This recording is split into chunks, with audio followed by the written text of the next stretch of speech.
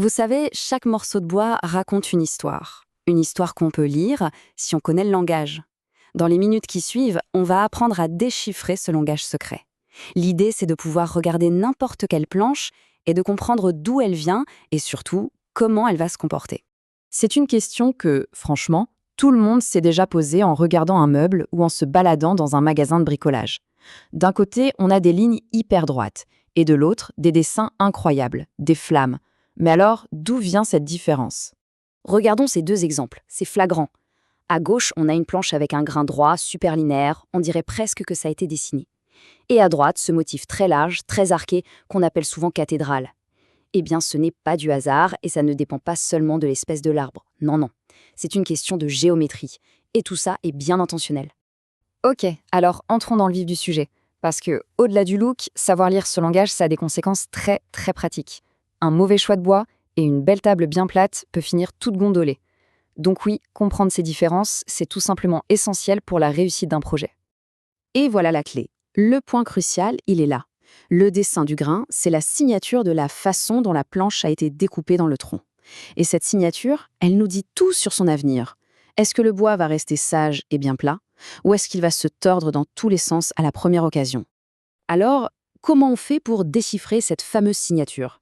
Eh bien, le secret, il n'est pas sur la grande surface de la planche, non. Il est sur la tranche. C'est là qu'il faut regarder, sur ce qu'on appelle le bois debout.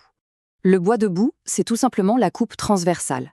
Et ces lignes qu'on y voit, ce sont les cernes de croissance de l'arbre. Pensez-y comme à un alphabet. Chaque cerne, c'est une année de vie. Et c'est l'orientation de cet alphabet qui va nous permettre de tout lire. Bon, maintenant qu'on a notre alphabet, il est temps d'apprendre quelques mots de vocabulaire. On va passer en revue les grands types de coupes en partant du centre de l'arbre pour se construire un petit glossaire visuel. On commence logiquement par le centre absolu de l'arbre, le cœur. C'est de là que tout est parti. Mais en menuiserie, attention, c'est le point faible. C'est une zone qui est hyper instable.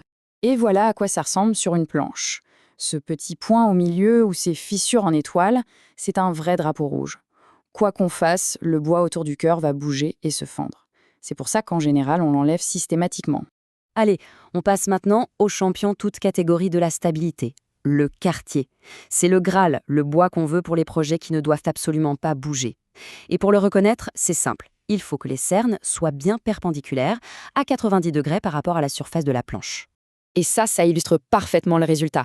Quand les cernes sont debout sur la tranche, la face de la planche, elle, nous donne ce grain magnifique, droit et parallèle. C'est la structure la plus solide face à l'humidité et donc celle qui se déforme le moins.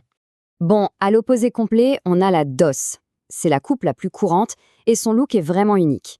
Le critère pour la reconnaître, c'est de voir un cerne qui forme un dos, une sorte d'arche qui commence et qui finit sur la même face de la planche. Regardez bien le bois debout ici. Les cernes sont presque couchées, presque parallèles à la face. C'est ça qui va créer sur le dessus le fameux motif en cathédrale. C'est absolument magnifique, mais c'est aussi le bois qui a le plus de chances de bouger. Bien sûr, entre le quartier parfait et la dose pure, ce serait trop simple. Il y a deux catégories intermédiaires, le faux quartier et la fausse dose. La différence est subtile, mais elle est importante, et tout se joue sur l'angle des cernes. Et voilà le chiffre magique à retenir, 45 degrés. C'est la règle d'or. Si l'angle des cernes est entre 45 et 90 degrés, on est sur du faux quartier, c'est très stable.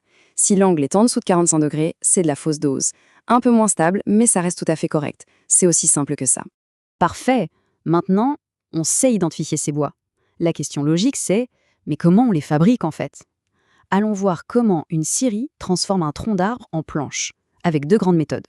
La première méthode, la plus simple, la plus rapide, c'est le débit sur DOS, qu'on appelle aussi débit sur plot. C'est vraiment la méthode la plus directe.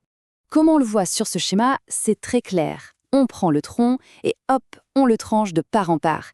L'avantage, c'est une méthode qui est très efficace en termes de rendement. On perd très peu de bois. Et le résultat de cette simplicité, c'est qu'on obtient un assortiment. Un peu de tout. Les planches qui sont près du centre vont être du faux quartier, et puis plus on s'en éloigne, plus on tombe sur de la fausse dose et de la dose pure. Passons à la deuxième méthode. Elle est plus complexe, elle demande plus de travail, c'est sûr, mais elle vise un objectif bien précis, produire un maximum de bois hyper stable. C'est le débit sur quartier. Ici, la philosophie est complètement différente. D'abord, on coupe le tronc en 4 gros quartiers. Et ensuite, on scie chaque quartier en parant. en faisant en sorte que la lame soit toujours le plus perpendiculaire possible au cerne.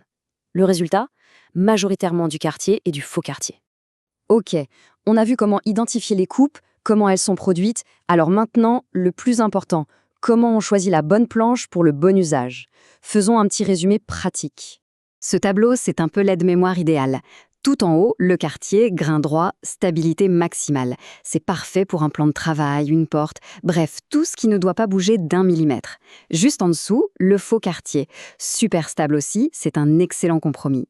Et enfin, l'ADOS, avec son grain courbé et si spectaculaire, idéal pour des panneaux de meubles. Sa stabilité est plus modérée, il faut juste le savoir et anticiper un peu ses mouvements. Et pour finir, une chose à garder en tête. Le vocabulaire peut parfois changer d'une région à l'autre, mais la physique du bois, elle, ne change jamais. Les cernes racontent une histoire universelle.